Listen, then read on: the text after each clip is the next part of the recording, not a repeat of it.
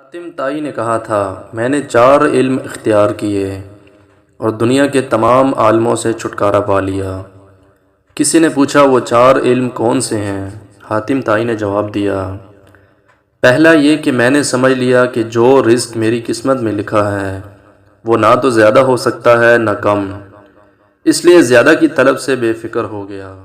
دوسرا یہ کہ اللہ کا دیا ہوا جو حق مجھ پر ہے وہ میرے سوا کوئی دوسرا ادا نہیں کر سکتا، اس لیے میں اس کی ادائیگی میں مشغول ہو گیا۔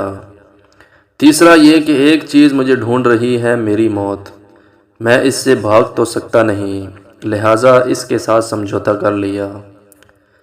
چوتھا یہ کہ میرا اللہ مجھ سے باخبر رہتا ہے، چنانچہ میں نے اس سے شرم رکھی اور برے کاموں سے ہاتھ اٹھا لیا۔